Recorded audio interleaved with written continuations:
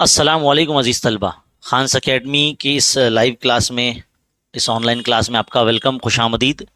ये वीडियो हमारे 7वीं क्लास के जो स्टूडेंट्स हैं उनके लिए है, जिसमें हम इल्म रियाज़ी जो है सबक नंबर 8 हम पढ़ने वाले हैं। सबक नंबर 8 अलजबरी इबारतें और उन पर मुख्तलिफ़ किस्म के आमाल हैं। आमाल मतलब वही है जमा, नफ़ी, ज़रब, तकसीम।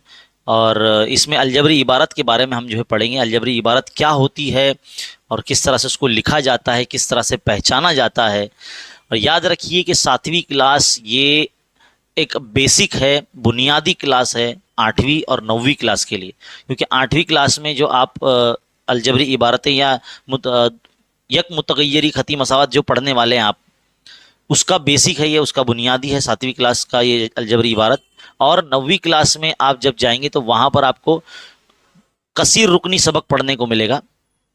तो वो दो असबाक अगर आपको समझने हैं, 8वीं क्लास का यक मुतगरी खती मसावत और 9वीं क्लास का जो है कसीर रुकनी और दो मुतगरी खती मसावत, अगर आपको समझना है तो ये सबक 7वीं क्लास का सबक नंबर 8 आपको पूरी तवज्जो के साथ देखना पड़ेगा, ताकि आपका जो बेसिक है इल्म रियाजी का वो आपको अच्छे तरीके से पुख्ता हो जाए, है ना। अब यहाँ अगर आप देखेंगे अलजबरी इबारत समझाई गई है मुख्तलिफ मिसालों के ज़रिए। कैसे समझाई गई है? जैसे कि हमने देखा है कि यहाँ देखो, आपको आपकी किताब में ना शक्ल बना के आपको शक्ल नज़र आ रही होगी। शक्ल बना के दिखाया गया, जैसे 3 गेंद है ना, 3 गेंद है, एक ये, दो ये, तीन। तो इस तरह से 3 गेंद लिखे हुए हैं। तो गेंद को हम नॉर्मली इंग्लिश में बॉल कहते हैं। बॉल के लिए हम बी फॉर बॉल बोलते हैं, है ना। तो बी ले लेंगे। तो बी एक ऐसा हुर्फ है जो ABCD में से हम किसी भी चीज़ के तयन के लिए या जाहिर करने के लिए हम उसको जाहिर करते हैं। जैसे गेंद को, बॉल को इंग्लिश में, है ना, बॉल कहते हैं गेंद को। तो बी जो हुरूफ से हम जाहिर करते हैं। तो 3 बॉल है तो 3 गेंद को हम 3B इस तरह से लिखेंगे, है ना। जिस तरह से 3 मुसल्लस है, 3 ट्राइंगल है, आप देख सकते हैं। तो 3 मुसल्लस जिस तरह से लिखा हुआ है, 3 ट्राइंगल्स, है ना। 3 ट्री यानी 3T। टी जो है 3 मरतबा है तो उसको 3T लिखा गया है। यानी किसी भी चीज़ों को जो मराई चीज़ें हैं, जिसको हम देख सकते हैं, छू सकते हैं, है ना, कॉन्क्रीट चीज़ें जिसको बोलते हैं, वो चीज़ों को हम जो है किसी भी हुरूफ के ज़रिए जाहिर कर सकते हैं उसकी तादाद के साथ में, है ना। अब यहाँ पर जो आप देख रहे हैं, जो नंबर लिखा गया है 3B, है ना, 3B यानी 3 बॉल है। तो 3 जो है ये साथ में लिखा हुआ है, इसको ज़रीब कहते हैं। क्या कहते हैं? ज़रीब। और ये जो B लिखा हुआ है इसको कहेंगे मुतगय्यर। क्या कहेंगे? इसको मुतगय्यर कहेंगे। तो अगर आप एक और बयान देखिए, यहाँ पे साइड में एक और टेबल है, एक और जो है जदौल दी गई है, जिसमें 2 बॉल और 3 बैट दिए गए हैं। यानी 2 अलग चीज़ें दी गई है, एक बॉल और एक बैट। तो कितनी बॉल है? 2 बॉल है, यानी 2 गेंदे हैं, यानी 2B हम इसको इस तरह से लिख सकते हैं, 2B। और 3 बल्ले हैं, है ना। तो 3 बल्ले हैं तो इसलिए उसकी तादाद 3। और बैट के लिए भी जो है B इस्तेमाल होता है, तो हम बैट के लिए भी B यहाँ इस्तेमाल कर सकते हैं। लेकिन यहाँ एक चीज़ के लिए अगर एक हरूफ इस्तेमाल हो गया तो दूसरी चीज़ के लिए दूसरा हरूफ इस्तेमाल किया जाता है ना। तो हम बैट के लिए भी जो है T इस्तेमाल कर लेते हैं। तो देखो 2 मुतगय्यर इस तरह से इस्तेमाल हो गए, B और T।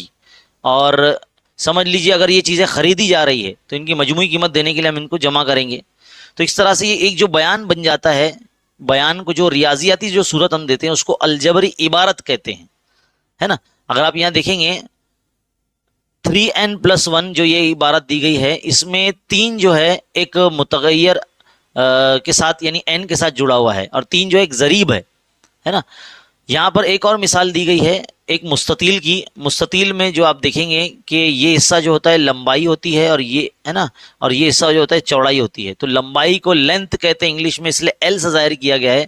चौड़ाई को ब्रेथ कहते हैं, इसलिए B से जाहिर किया गया है, स्मॉल b से। अब यहाँ पर फॉर्मूला एक इस्तेमाल किया गया, मुस्ततिल का इहाता। मुस्ततिल का इहाते का मतलब होता है मुस्ततिल के चारों ज़िलों की जमा करना। तो 4 ज़िले मतलब उसमें 2 लंबाइयाँ जमा की जाएंगी और 2 चौड़ाइयाँ जो है, एक मिनट, 2 जो चौड़ाइयाँ इसमें जमा की जाएंगी, है ना। तो B और B इस तरह से। तो 2L यानी इस तरह से हम लिखेंगे इसको, 2 लंबाइयाँ इसलिए 2L लिखेंगे, और 2B है यानी इस तरह से 2B लिखेंगे हम लोग। तो इस तरह से 2 को भी कॉमन निकाल के L जमा B हम इस तरह से लिख सकते हैं। तो एक तरह से ये अलजबरी इबारत बन जाती है बच्चों।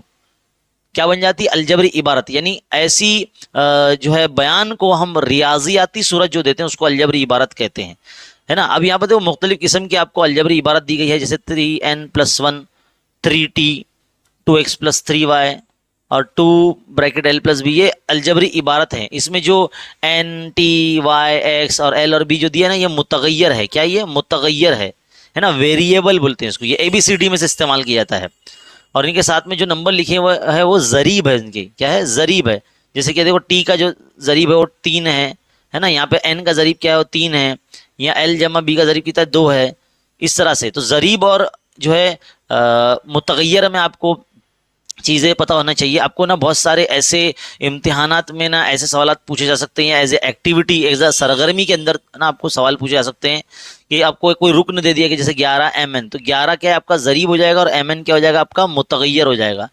इसी तरह से नफ़ी 9 एक्स स्क्वायर वाई क्यूब, तो इसमें जो नफ़ी 9 है ये आपका ज़रीब है और ये एक्स वाई जो है आपका मुतगय्यर है। इस तरह से देखो आपको कॉलम बना के चीज़ें समझाई गई हैं कि रुकन क्या होता है, ज़रीब क्या होता है, मुतगय्यर क्या होता है ना। तो आपको चीज़ें समझ में आ गई कि मुतगय्यर किसे कहते हैं और ज़रीब किसे कहते हैं, और इनके मिलने से जो है एक इबारत बनती है ना। अब यहाँ पर जो अलजबरी इबारत को कुछ हिस्सों में बांटा गया है, जिसको हम यक रुकनी, दो रुकनी, सह रुकनी और कसी रुकनी कहेंगे। मान लीजिए किसी अलजबरी इबारत में ना सिर्फ एक सिंगल एंट्री है, सिंगल टर्म, एक ही रुकन, एक अदद लिखा हुआ है, जैसे कि 5 है सिर्फ, या 4 है, 3 है, ये नफी 7 है, इस तरह से लिखा हुआ है, तो ये यक रुकनी कहलाएगा। 4x लिखा हुआ है, 2a लिखा हुआ होगा, 2a है ना, या 3y लिखा होगा, तो ये यक रुकनी में इसका शुमार होगा, है ना। आपकी किताब से ही जो है मैं चीज़ें आपको एक्सप्लेन कर रहा हूँ।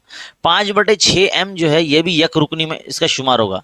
तो आपको याद रखना रहेगा, एग्जाम में सवाल आपको इसी मश्क से आएगा कि मुंदरजा झेल में से आपको इबारतों को की जो है दर्जा बंदी कीजिए। तो दर्जा बंदी करना मतलब कौन यक रुकनी है, उसमें से कौन दो रुकनी है ना, उसमें से कौन सह रुकनी है। तो दो रुकनी मतलब जिसमें दो रुकन रहेंगे, जैसे कि 2x एक रुकन है और 3y जो है एक रुकन है, 2l एक रुकन है और 2b भी एक रुकन है। तो आपको उस इबारत में दो दो रुकन दिए जाएंगे, जिस तरह से आप यहाँ देख सकते हैं, है ना, ये वाले सेकंड कॉलम में 3mn 5m स्क्वायर n, ये भी जो है दो रुकनी है, क्योंकि दो दो रुकनी यहाँ पे दिए गए हैं, है ना। इस तरीके से हम जो है समझ सकते हैं।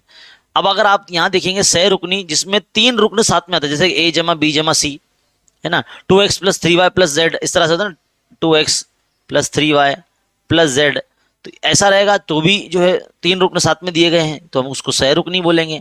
तो अलजबरी इबारत की ये किस्में हैं। इसी तरह से एक्स स्क्वायर नफी 5x जमा 6, ये भी सह रुकनी है, क्योंकि 3 टर्म आ रहे हैं, एक रुकनी है, दूसरा है, तीसरा ही है ना। तो रुकन को हम इंग्लिश में टर्म कहते हैं, टर्म, है ना।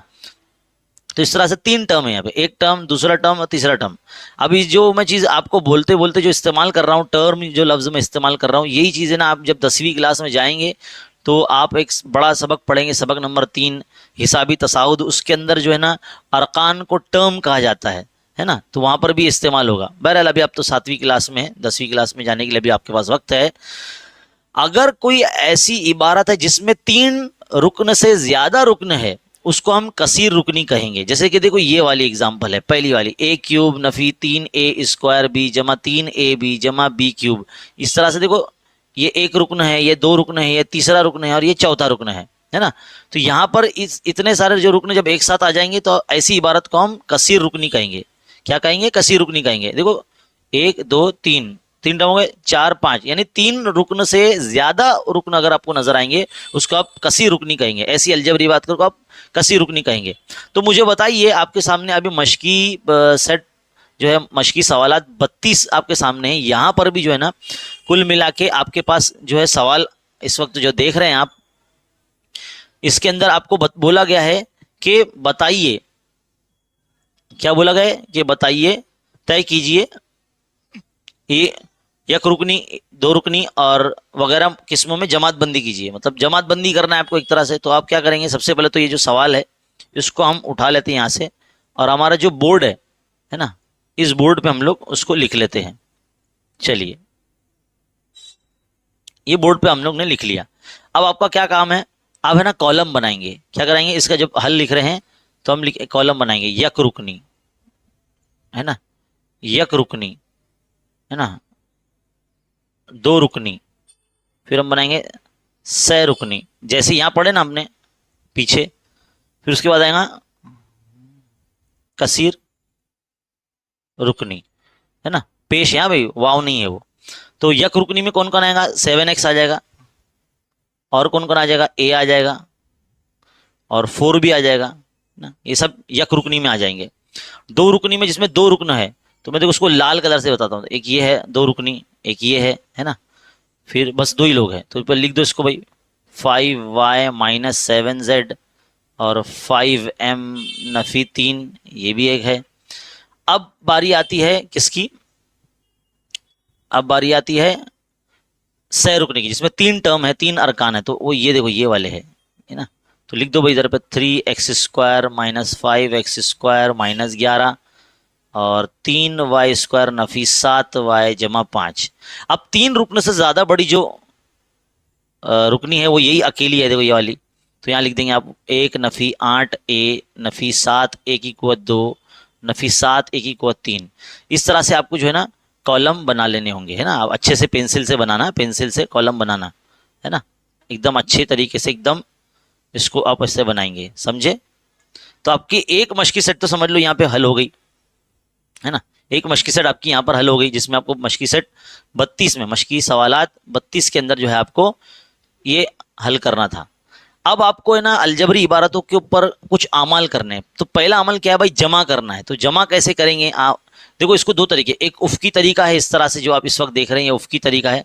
इसमें दोनों कसी रुकनी सॉरी इबारतों को जो है ना इस तरह से बाजू बाजू में लिखा जाता है, और बीच में अगर जमा करना है तो जमा लिखेंगे, नफ़ी करना है तो नफ़ी लिखेंगे, ज़रब करना है तो ज़रब लिखेंगे। एक दूसरी तरीका है उमूदी तरतीब, यानी जो नॉर्मली हम लोग कैसे जमा करते हैं 4 जमा 3 इस तरह जमा करते हैं 7 आता है, तो ऐसा इसको उमूदी तरतीब में जमा करना कहेंगे। तो इस तरह से भी हम लोग जमा कर सकते हैं, है ना, इस तरह से भी हम लोग जमा कर सकते हैं। तो यहाँ पर तरीके सिखाए गए हैं। तो मश्की सेट 33 अगर आप देख लेते हैं यहाँ पर, चलिए मश्की सेट 33 भी जो है हम आपको करवा देते हैं, जिसमें जमा करना है। तो यहीं पर जो है मैं चलिए मश्की सेट 33 इसके ऊपर ही कर लेते हैं। देखिए भाई, तो पहला सवाल है जमा करने बोला गया ना, देखो यहाँ पे लिखा है जमा कीजिए। तो जमा करना है, तो देखो हमारा जो नॉर्मल तरीका है जमा करने का, तो पहला सवाल हम हल करने जा रहे हैं 9a सॉरी a नहीं है p है ना। तो 9p जमा 16p, उसको जमा करेंगे इसमें 13p जमा 2q में जमा करेंगे। तो जमा कर रहे हैं ना, तो जमा कैसे करेंगे, 13 और 7 20 और 2 22, तो 22p हो जाएगा जमा 16 और 2 18q, खत्म, टाटा, बस गया, हो गया। इतना सही करना है ना। तो पहला सवाल यहाँ पे हल हो गया। जमा करना है ना आपको, तो जमा करना बड़ा आसान है, हर कोई कर सकता है इसको।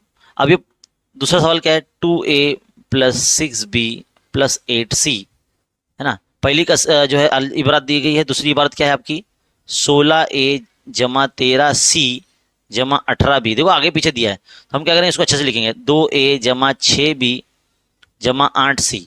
ए के नीचे ए, मतलब एक जैसे अरकान जो है ना, जैसे ए वाले अरकान के नीचे ए वाले अरकान, बी वाले अरकान के नीचे बी वाले अरकान, सी वाले अरकान के नीचे सी वाले अरकान, इस तरह से आप लिख देंगे और जमा करेंगे। तो 16 और 2 कितने हो गए, 18a हो गया, जमा 8 14 यानी 18 और 6 24b हो जाएगा ये।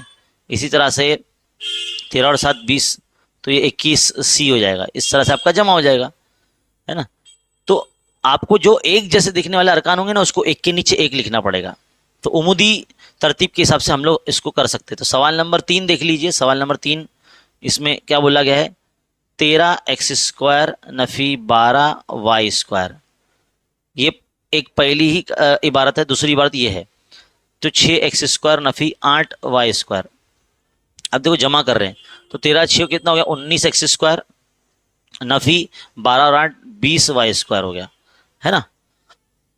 नफी नफी जमा का अमल होगा ना, नफी नफी जमा का अमल होगा। नंबर 4 चौथा सवाल ये वाला देखिए, पहली इबारत क्या है ये लिखे 17a की कुवत 2 b की कुवत 2 जमा 16c, फिर उसके बाद है 28c पहले दिया गया ना, लेकिन नफी 28a² b² पहले लिखेंगे, जमा 28c बाद में लिखेंगे, क्योंकि जो अरकान जैसा दिखता है उसको पहले लिखेंगे। अब देखो यार जमा हम लोग भले ही कर रहे हैं, लेकिन यहाँ नफ़ी का अमल होने वाला है, क्योंकि देखो दोनों में से अगर आप देखेंगे 18 और जो ऊपर आपको नज़र आ रहा है ये 17, दोनों के अंदर जो है दोनों में से बड़ा कौन है? 28 बड़ा है, और उसके आगे जो है अलामत नफी की है, यानी यहाँ अमल जो होगा नफी का अमल होगा, और अलामत भी बड़े अदद की यानी नफी में लगेगी। तो मुझे बताइए 28 में से 17 गए तो कितना बचा?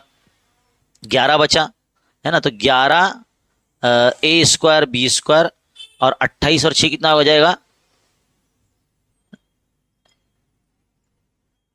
तो 44 सी हो जाएगा। इस तरह से आपका आंसर जो आपको मिल जाएगा, है ना।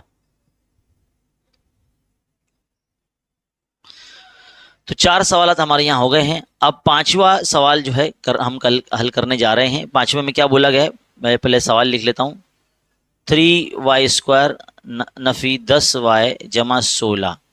अब दूसरा जो अगर आप यहाँ देखेंगे वो क्या है, 2y नफी 7 है ना, 2y नफी 7 है। तो 2y नफी 7 है तो y के नीचे 2y नफी 7, इस तरह से लिखेंगे, जमा करने जा रहे हैं ना। तो देखिए पांचवा सवाल है, तो 3y के नीचे वैसे ही लिख देंगे क्योंकि यहाँ पर तो कुछ है नहीं। पहली जो इबारत है वो सह रुकनी है, दूसरी इबारत है वो दो रुकनी है। तो सह रुकनी में दो रुकनी जमा करेंगे तो जो ये रुकन है वाई स्क्वायर टर्म वो एज इट इज नीचे उतर जाएगा। फिर 10 में से जो है 2 माइनस हो जाएंगे तो क्या हो जाएगा, नफी 8y आ जाएगा। और 16 में से 7 चले जाएंगे तो जमा के 9 बचेंगे, क्योंकि 16 में से 7 जाएंगे तो 9 बचेंगे। नफी का अमल होगा लेकिन अलामत बड़े अदद की यहाँ पर लगेगी, है ना। तो इस तरह से ये जो सवाल है आपका यहाँ पर मुकम्मल हो जाता है। छठा सवाल अगर आप देखेंगे यहाँ पर, छठा सवाल क्या बोला गया है, नफी तीन वाई स्क्वायर जमा 10y नफी 16, और उसमें आपको 7y स्क्वायर और जमा 8। इसको दूर दूर मैंने क्यों लिखा है पता है, क्योंकि इसमें y वाला जो रुकन है वो नहीं है, वाई स्क्वायर वाला रुकन है दूसरी इबारत में, है ना। आप देख सकते देखो सिर्फ वाई स्क्वायर वाला है और सिर्फ अकेला नंबर है। तो ऐसे में हम क्या करेंगे, थोड़ा सा दूर दूर लिखा मैंने, तो 7y स्क्वायर में से 3y चले जाएंगे तो 4y। अब माइनस क्यों कर रहे हैं, भले हम तो जमा कर रहे हैं ना यहाँ पर, तो नफ़ी क्यों कर रहे हैं, क्योंकि दोनों में से जो एक नंबर है वो नफ़ी में है, इसलिए हम ऐसा कर रहे हैं। और ये जमा 10y का y वैसी का वैसी उतर देगा, और यहाँ पर 16 में से 8 चले जाएंगे तो नफ़ी 8 बचेगा। और इस तरह से छठा सवाल भी यहाँ पर मुकम्मल हो जाता है। तो देखो मश्की सेट कुल मिला के 33 भी जो है हमारी यहाँ हल हो गई है, जिसमें हमने जमा किया, है ना। अब बारी आती है हमारे अगले सवाल की, जिसके अंदर अगर हमको किताब में जाएंगे मश्की सेट 33 के बाद जो आती है मश्की सेट 34 आती है, जिसमें अलजबरी इबारत को जो हमको क्या करना है, तफरीक करना है। क्या करना है, तफरीक का अमल करना है। चलिए तफरीक का अमल हम लोग करने वाले हैं।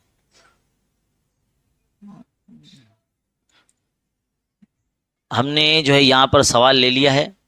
पहला सवाल है आपका, नफ़ी करना है ना, तो 4xy नफ़ी 9z, ये पहली इबारत है, और 3xy नफ़ी 16z। अब नफ़ी करते हैं ना तो सबकी अलामतें बदल जाती है। देखो नीचे वाले जो अलजबरी इबारत होती है उसकी अलामतें बदल देते हैं हम, है ना, और बदलना होता है वो, और ये नफ़ी जो होगा वो जमा हो जाएगा। तो 4xy में से 3xy चले जाएंगे तो सिर्फ एक xy बचेगा। आप सिर्फ एक xy ऐसा लिखो या सिर्फ xy लिखेंगे तो भी चलेगा।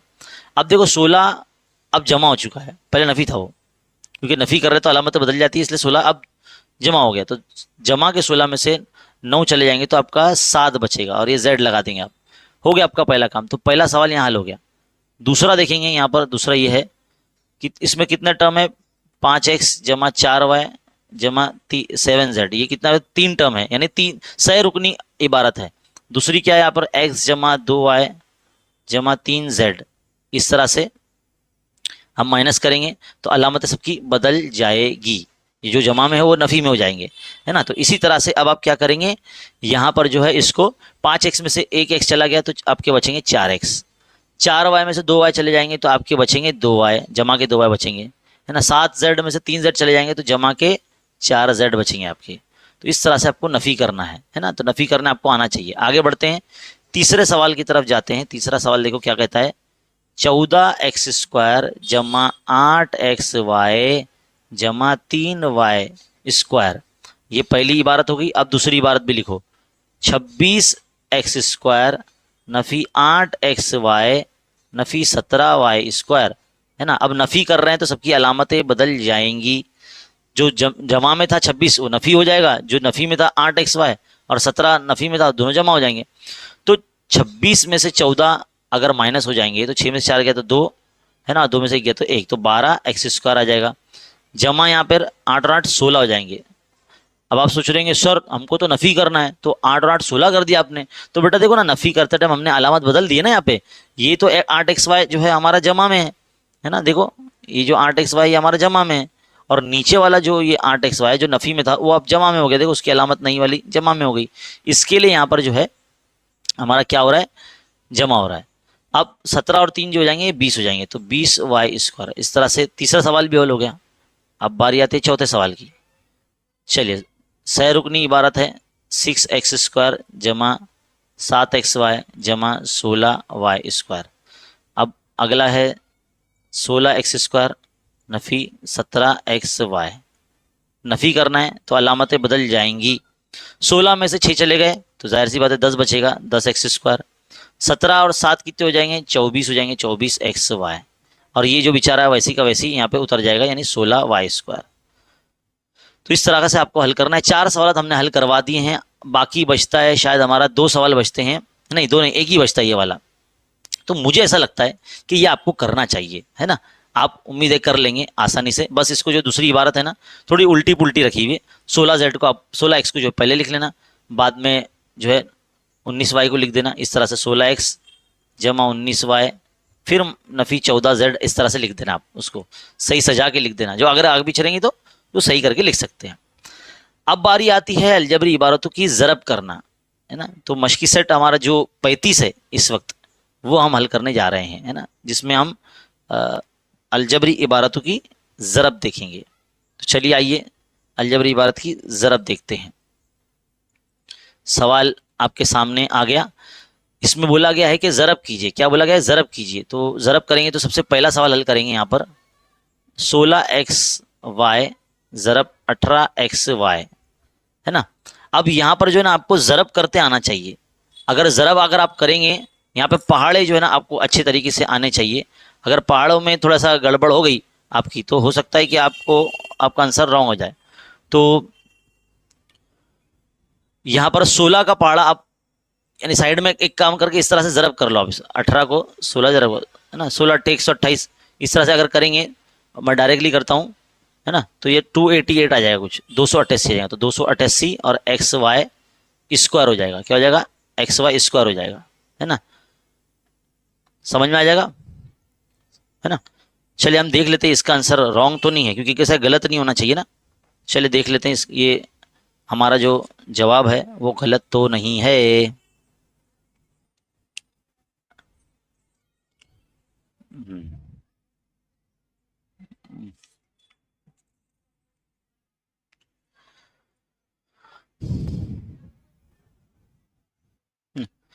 तो दोनों पे स्क्वायर लगेगा, एक्स पे भी और वाई पे भी, क्योंकि देखो एक्स ज़रब एक्स जो होता है तो x² हो जाता है, y ज़रब y होता है तो y² हो जाता है। इस तरह से xy के दरमियान में भी ज़रब है तो x² y² हो जाएगा, है ना। तो ये जो चीज़ है ना, बेसिक चीज़ आप याद रखेंगे। ये चीज़ बेसिक चीज़ जो है ना आप याद रखेंगे यहाँ पर, और ये ज़रब करना है आपको। तो इस तरह से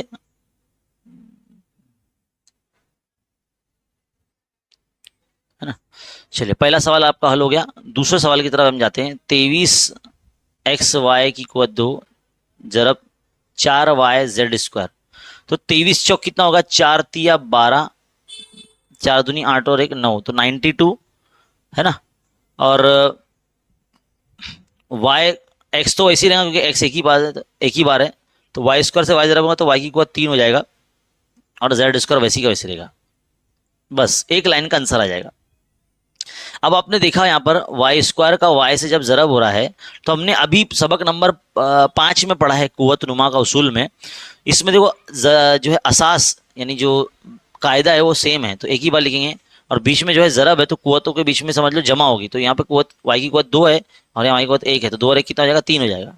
तो इस तरह से हमने y की क़ुव्वत 3 यहाँ पे लिखा है ना।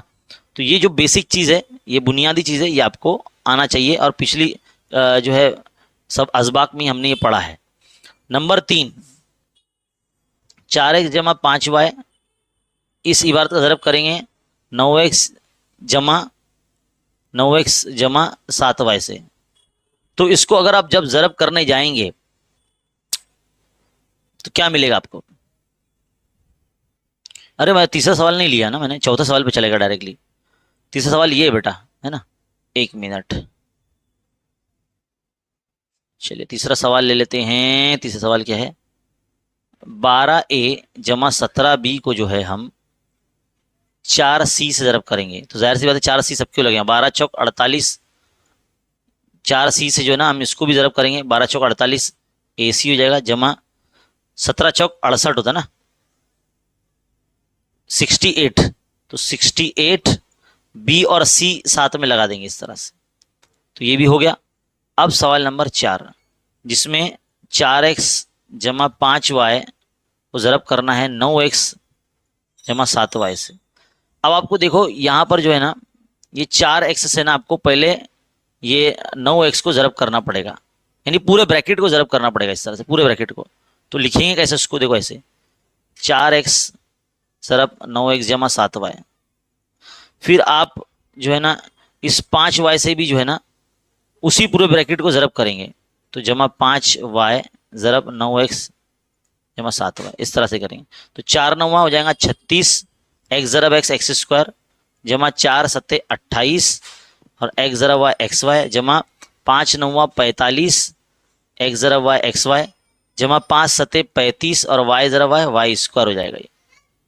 अब देखो 28 और 45 को जमा करना पड़ेगा, 36 एक्स स्क्वायर वैसे ही रखो, 8 और 5 13 का 3 हासिल है 1, 7 4 2 6 और 1 7, 73 यानी 73 एक्स वाई हो जाएगा ये, जमा 35 वाई की कुवत 2 वैसी का वैसी रहेगा। और यही जो है हमारा आंसर आ गया। सवाल नंबर 4 भी यहाँ हो गया, है ना। अब सवाल नंबर जो दूसरा यहाँ पर बोला गया है, इसमें एक मुस्ततिल की लंबाई दी गई है, उसकी चौड़ाई दी गई है, और बोलते हैं इसका रकबा मालूम कीजिए। अब सबको पता है, सवाल नंबर 2 अमल कर रहे हैं, मुस्ततिल का जो रकबा है वो कैसे मालूम होता है? लंबाई ज़रब चौड़ाई से, है ना। हम लोग ने सबक नंबर 3 में ही पढ़ा है ना अभी। तो लंबाई जो है कितनी दी गई उन्होंने सवाल में दिए 8x जमा 5, तो लिख दीजिए 8x जमा 5, ज़रब चौड़ाई कितनी दी गई 5x जमा 3 दी गई है। अब इसको ज़रब करेंगे, जैसे देखो यहाँ इसको ज़रब किया ना इस सवाल को, उसी तरह से इसको भी ज़रब करेंगे। तो पहले आप क्या करेंगे, 8x से 5x जमा 3 को ज़रब करेंगे, फिर आप इस 5 से जमा 5 से फिर 5x जमा 3 को ज़रब करेंगे, तो 8 पंजे आ जाएगा आपका 40 एक्स स्क्वायर, क्योंकि x और x भी ज़रब हो रहा है। 8 तिया 24 एक्स जमा 5 पंजे 25 एक्स जमा 5 तिया 15, है ना। अब देखो 40 एक्स स्क्वायर वैसी का वैसी रहेगा, 25 और 40 की जाएगा ये 49 49 है ना, x हो जाएगा ये जमा 15, बस खत्म, आ गया आपका आंसर, आपका जवाब आ गया। तो इस तरीके से जो आपको जवाब मिला है वो मिला है 40 एक्स स्क्वायर जमा 49 एक्स जमा 15, और ये जो मश्क है ये भी यहाँ पर मुकम्मल हो गई है। तो 35 मश्क यहाँ पर जो है हमारी हल हो गई है। अब हम आगे बढ़ते हैं, हमारी मश्की सेट जो है 36 जो है हम यहाँ कर रहे हैं। यहाँ पर भी जो है नफ़ी करना है, नफ़ी करते टाइम जो है क्या जवाब आएगा, तो 4 ऑप्शन में से चूज़ करना है, हमको चुनना है, और उसी तरह से यहाँ ज़रब करने के लिए बोला गया इन दोनों को, और जो सही जवाब आएगा यहाँ से हमको चुनना है इसको, है ना। दोनों में से देखो देखो एक जमा में एक नफ़ी में, मतलब नफ़ी में आंसर आएगा, तो नफ़ी में आंसर कहाँ है भाई? ऑप्शन सेकंड ये आपका रहेगा। और पहला सवाल है, अगर इसको अगर आप हल करेंगे तो चलो हल करके देख लेते हैं, है ना। मश्की सेट 36 अमल कर रहे हैं ना, तो एक्सरसाइज 36, तो इसमें हमको सवाल नंबर कितना बोला गया है, पहले वो मसावत लिख देता हूँ मैं, मतलब आपकी जो इबारत है 3x नफ़ी y नफ़ी 11 आया है ना, उसको नफ़ी करना है किससे? 17x जमा 13y से। अब देखते हैं हमको क्या मिलता है, नफ़ी कर रहे हैं ना हम लोग, ये दिया ना, हाँ नफ़ी करना है। तो देखो जब नफ़ी करते हैं ना, तो ब्रैकेट के बाहर नफ़ी जो है ना वो क्या कर रहा है मालूम है, इन सब की साइन बदल दे रहा है, नफ़ी 17x नफ़ी 13y। अब इसमें एक जैसे लोग जो है ना उनको साथ में लिखो, जैसे ये लोग हैं, तो 3x के नफ़ी में 17x ऐसा साइड में बाजू में लिखेंगे साथ साथ में, और नफ़ी 11y और नफ़ी 13y, कितना हो जाएगा ये? नफ़ी 14x हो जाएगा, क्योंकि 17 में से 3 चले जाएंगे 14, और यहाँ पे नफ़ी नफ़ी जमा हो जाएगा, लेकिन ये हो जाएगा 24y।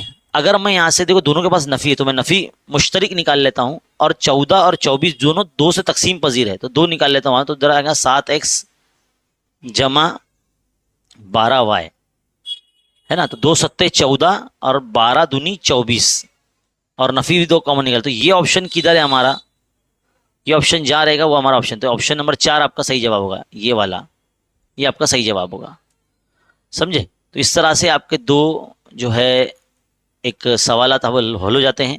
अब यहाँ क्या बोला गया है कि दर्ज झेल मसावात हल कीजिए। यहाँ से सवाल आपको इम्तिहान में आने ही वाला है, वेरी वेरी इंपॉर्टेंट क्वेश्चन है, इसको टिक मार्क कर लीजिए। यहाँ से एक सवाल आपको आने ही वाला है पेपर में, अब वो कौन सा होगा ये जो है आपको प्रैक्टिस करके जाना है। ये नहीं सोचना है कि भाई इधर से क्या आएगा, है ना, कौन सा आएगा बता दीजिए सर, कमेंट में पूछेंगे आप, तो ऐसा नहीं है। हल करना है, मतलब इसमें जो मुतगय्यर इस्तेमाल किया गया है उसकी कीमत हमको मालूम करनी है ना। तो देखिए हल कीजिए बोला है, तो पहला सवाल जब हम हल करने जा रहे हैं, 4x नफी सॉरी जमा 1/2 बराबर 9/2। इस 1/2 को ना इधर ले लो इस तरह से, तो क्या बचेगा 4x बराबर 9/2 के नफी में 1/2 चले जाएगा। तो देखो दोनों के नसब नुमा जो है दो दो सेम है ना, तो एक ही बार लिखो, तो 9 नफी 1 हो जाएगा इस तरह से। तो 4x वैसी का वैसी रहेगा, 9 में से 1 गया तो बचा 8/2, तो 2 का 2, 2 चौक 8, तो 4x बराबर कितना आएगा 4 आएगा। फिर x यहाँ रहेगा 4 के बटे में 4 को भेज देंगे तो 4 का 4, 4 का 4, यानी x बराबर कितना आ जाएगा आपका 1 आ जाएगा। x की कीमत कितनी आ जाएगी 1 आ जाएगी। तो पहला सवाल यहाँ पे हल हो गया आपका। दूसरा सवाल देखेंगे, 10 बराबर 2y जमा 5। अब आपको y की कीमत मालूम करनी है, तो 2y वैसे ही रहने दो, 10 की नफी में 5 को भेज दो, तो 10 में से 5 गया तो कितना बचा 5 बचा, है ना। 2y वैसी का वैसी, 5 के बटे में 2 को भेज दो, तो y की कीमत भी आ गई आपकी 5/2। तो इस तरह से सवाल नंबर 2 भी आपका हल हो गया, है ना। सवाल नंबर 3 देखेंगे, 3 सवाल हल कर रहे हैं हम। 5m-4 = 1, 5m नफी 4 बराबर 1, तो 5m यहाँ रहने दो, 1 के जमा में ना ये 4 को यहाँ पर भेज दो, तो जमा 4 इस तरह से हो जाएगा वो, तो 4 और 1 5 हो जाएगा, और ये 5m, तो 5 5 ऐसे ही कैंसिल कर दो, तो m बराबर आपका 1 आ जाएगा, है ना। जब सेम सेम नंबर को कैंसिल करते हैं, यानी 5 का 5 5 का 5, तो m बराबर 1 आ जाएगा। तो तीसरा भी हो गया। अब चौथा देखिए क्या है, 6x नफी 1 बराबर 3x जमा 8। अब एक जैसे जो अरकान है उसको एक तरफ लेकर जाते हो, तो 3x को इधर लेकर आ जाते हो, तो 6x के नफी में 3x, और नफी 1 जो है वो इधर चला जाएगा, तो 8 की जमा में चला जाएगा, तो 8 और 1 हो जाएगा 9, और ये हो जाएगा 3x, तो x यहाँ रहेगा 9 के बटे में 3 आएगा, तो 3 का 3 3 3, तो x बराबर कितना आ जाएगा 3 आ जाएगा। इस तरह से आपका जो है सवाल नंबर 4 भी हो गया। अब पांचवा सवाल देखिए, है ना, तो इसको लिखते भी चलें। पांचवा सवाल देखिए, पांचवा मैं इधर उतार देता हूँ, पांचवा सवाल मुझे नजर नहीं आ रहा वैसे, है ना, किधर गया। दो ब्रैकेट दो ब्रैकेट x नफी 4 बराबर 4x जमा 2, चलिए लिख लिया हमने। अब इसको हल कीजिए, 2x नफी 2 चौक 8, 4x जमा 2। अब 4x जो है इधर पे आ जाएगा नफी में, तो 2x की नफी में 4x, और ये नफी 8 इधर आ जाएगा, तो 2 के जमा में 8 आ जाएगा, तो 2 और 8 कितने हो जाएंगे 10 हो जाएंगे। 4x में से 2x गया तो 2x बचा, लेकिन नफी में आएगा क्योंकि दोनों में से बड़ा कौन है, 4x बड़ा है ना, उसकी अलामत नफी है इसलिए।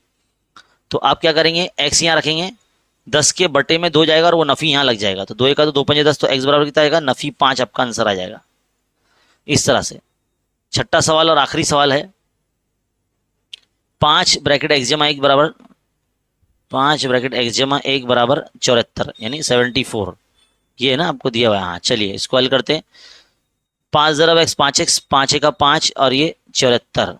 अब आप क्या करेंगे, x की कीमत मालूम करना है तो यहीं रहने दो, 74 के माइनस में 5 को ले जाओ, तो ये कितना आएगा 69, और यहाँ 5x रहेगा, तो x बराबर कितना आएगा 69/5, ये आपका आंसर आ गया, है ना। इस तरह से आपका जो जवाब आ गया। तो यहाँ पर आपके जो सवाल है वो मुकम्मल हो जाते हैं, और कुल मिला के यहाँ पर जो है 6 सवाल थे, 6 के 6 हमने सवाल नंबर 3 कर दिए। अब ये कुछ इबारती सवाल यहाँ पर आपको नज़र आ रहे हैं चारों। यहाँ पर देखो बोला गया है चार, पहला सवाल है कुछ इस तरह से है, सवाल पढ़ लेते हैं।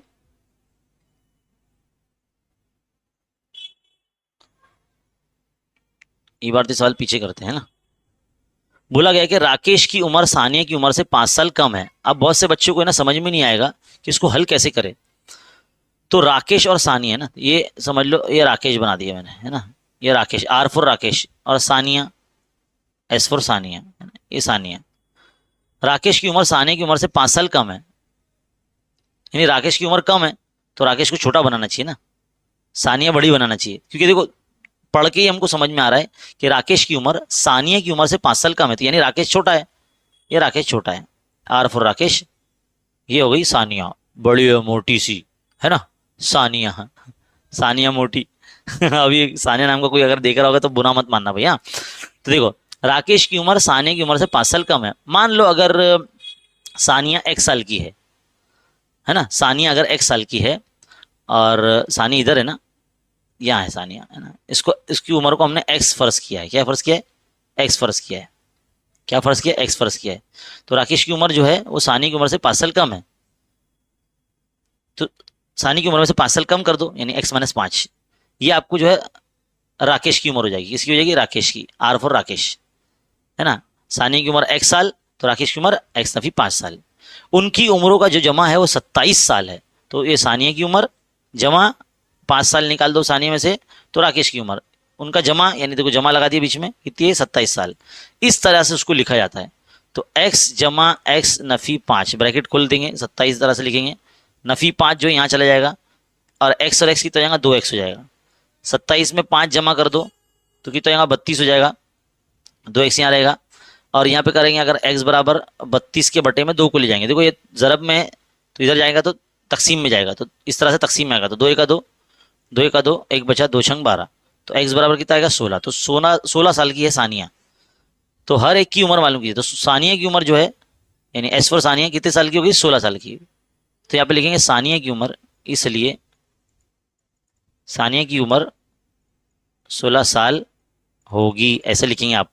फिर राकेश कितने साल का था? एक्स नफी 5 साल का था ना, कि 5 साल छोटा था सानिया से वो, तो हम लिखेंगे, है ना, राकेश बराबर आर फॉर राकेश, है ना, तो एक्स यानी 16, तो 16 में से 5 निकाल दो तो कितने हो जाए? 11 साल।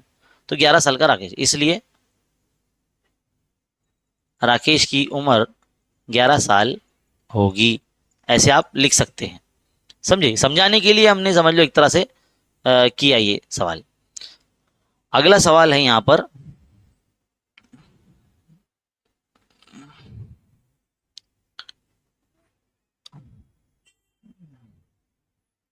क्या बोला गया है कि एक जंगल में अशोका के जितने दरख्त लगाए गए हैं उनसे जामुन के 60 दरख्त लगाए गए हैं। यानी जितने दरख्त अशोका के, उससे 60 दरख्त ज्यादा जामुन के हैं। वहां दोनों किस्म के कुल दरख्त 200 है, तो जामुन के दरख्त की तादाद कितनी है? अब इसको कैसे लिखेंगे? तो ऐसे फर्ज कर लो, है ना, यहाँ पे लिखता हूं मैं, है ना, फर्ज किया कि अशोका के एक्स दरख्त लगाए गए, 3 बार लाइन कैसे आ गए हैं, है ना। तो अशोका के एक्स दरख्त लगाए गए हैं, और जामुन के 60 दरख्त ज्यादा है ना, जामुन के एक्स जमा 60 दरख्त है, 60 दरख्त, उससे जामुन के 60 दरख्त ज्यादा है, जामुन के 60 ज्यादा है, तो जामुन के एक्स जमा 60 दरख्त लगाए लगाए गए हैं, ऐसे आप लिखेंगे, है ना। अब दोनों की जो जमा है, उसने क्या बोला? दोनों मिला के जो दरख्त है, एक्स जमा 60 कितना है? 200 दरख्त है, तो इस तरह से लिख दिया 200। ये है अशोका के दरख्त और ये है जामुन के दरख्त, दोनों को जमा कर दिए तो कितना है टोटल? 200। तो एक्स और एक्स कितना हो जाएगा? 2x हो जाएगा, जमा ये 60 और ये 200, 2x यहाँ रहने दो, 60 को उठा के वहां भेज दो 200 के माइनस में, तो 200 में से 60 गए तो कितना बचा? ये हो गया 140, है ना। एक्स यहाँ रहेगा, 140 के बटे में 2 हो जाएगा, तो कितना आएगा? 2 का 2, 2 सत्ते 14, 70, है ना। तो एक्स बराबर कितना आ गया? 70। यानी अशोका के 70 दरख्त है, कितने? और जामुन के दरख्त की तादाद बोला ना उसने, तो जामुन के कितने? 60 दरख्त ज्यादा थे ना, तो हम क्या करेंगे? एक्स जमा 60 थे जामुन के, क्या लिखेंगे? जामुन के जो दरख्त है, नहीं नहीं ऐसे मत लिखो, जामुन के दरख्त कितना? एक्स जमा 60 दरख्त ज्यादा थे ना, तो x यानी 70, तो 70 में 60 जमा कर दें तो कितना आएगा 130, है ना। तो 130 दरख्त टोटल जो है जामुन के लगाए गए हैं, दरख्त, है ना। 130 दरख्त जो है जामुन के लगाए गए हैं। तो यहाँ पर ये भी सवाल हमारा हल हो जाता है। आगे बढ़ते हैं। सवाल नंबर 6, क्या है सवाल नंबर 6? शुभांगी के पास 50 रुपए के जितने नोट है उससे दुगना 20 रुपए के नोट है। देखिए भाई, सवाल पहले ले लेते हैं इधर पे। तो एक लड़की है शुभांगी, उसके पास है ना कुछ नोट है। क्या है? नोट है। शुभांगी के पास 50 रुपए के जितने नोट है उससे दुगना नोट 20 रुपए के। तो पहले मैं फर्ज करता हूं, फर्ज किया कि शुभांगी के पास 50 रुपए के एक्स नोट है ना, एक्स नोट है। तो 50 रुपए के नोट को हम ऐसा बताएंगे 50x जमा उसका दुगना, उसका दुगना, उससे दुगना 20 रुपए के नोट है। 20 रुपए के जो नोट का दुगना कर देंगे तो कितना हो जाएगा? कैसा लिखेंगे भाई इसको? दुगना मतलब 2x कर देंगे 20 रुपए के नोट को, तो 20 रुपए के नोट को 2x कर देंगे दुगना। अगर एक नोट यानी x नोट 50 रुपए की है तो उसका दुगना 2x हो जाएगा ना, तो उसको 20 रुपीज को 2x से जब करेंगे। और टोटल कितना हो रहा है? कुल पैसा जो हो रहा है वो 2700 रुपया हो रहा है, तो 2700 लिख देंगे यहाँ पर। तो आप इसको कर लो हल, 50x जमा 2 दूनी 4 यानी 40x, है ना, बराबर 2700। अब 50 और 40 कितने हो रहे हैं? 90 हो रहे हैं, तो 90x 2700, x यहाँ रखो, 2700 के बटे में जो है 90 चला गया, तो एक जीरो कैंसिल, 9 का 9, 9 तिया 27 और ये 0, तो x बराबर कितना है? 30। इससे ही समझ में आता है कि 50 रुपए के 30 नोट जो है वो शुभांगी के पास है ना। तो हम यहाँ लिखेंगे 50 रुपए के कितने नोट उसने पूछा ना सवाल में, तो इसलिए हम बताएंगे इसलिए शुभांगी के पास 50 रुपए के 30 नोट होंगे, है ना। इस तरह से ऐसे आप लिखेंगे। तो ये सवाल भी हो गया। अब मुझे ऐसा लगता है कि 7वां सवाल है ना, ये आपको करने आना चाहिए। स्टार मार्क है यानी हॉट्स क्वेश्चन है, थोड़ा सा जहन इसमें लगाना पड़ेगा आपको, थोड़ा सोच समझ के अच्छे से बनाइए, हल कीजिए। हर सवाल मैंने आपको कराया, बस एक सवाल मैंने आप लोगों के लिए छोड़ दिया है, समझ लो, बतौर होमवर्क। अब आप कमेंट में ये मत बोलना कि सर स्कूल के टीचर भी होमवर्क देते हैं, आप भी होमवर्क दे रहे हो। आपको करना है करो, नहीं करना है मत करो। कौन सा मैं आपके घर पे आके चेक करने वाला हूँ, है ना। तो आप करेंगे तो इसमें आपका फायदा है, नहीं करेंगे तो नुकसान भी नहीं है आपका, है ना। तो करेंगे तो ज़्यादा अच्छा है कि आपकी प्रैक्टिस हो जाएगी, और ये सवाल अगर आप इम्तिहान में आ गया तो आपको इंशाल्लाह मार्क्स अच्छी मिल सकते हैं। तो यहाँ पर हमारे जो सबक है ये मुकम्मल हो जाता है, अलजबरी इबारत। मुझे उम्मीद है कि आपको बहुत अच्छे तरीके से समझ में आया है। इसी तरह के जो सवाल है कुछ जो ये वाले मिसाल भी आप हल कर लीजिए, ये भी बहुत इंपॉर्टेंट है। इम्तिहानात में इस तरह के सवाल आपके आते हैं। तो फिलहाल इस वीडियो में इतना ही, जिसके अंदर इस क्लास में इतना ही, जिसमें हमने सबक नंबर 8 का हल देखा। और इसी तरह के जो चैप्टर्स के सॉल्यूशंस देखने के लिए और चीज़ों को समझने के लिए हमारे चैनल पर आप बने रहिए। मिलते हैं अगले वीडियो में, तब तक के लिए देखते रहिए, सीखते रहिए और बने रहे खान्स अकेडमी के साथ। अल्लाह हाफिज़।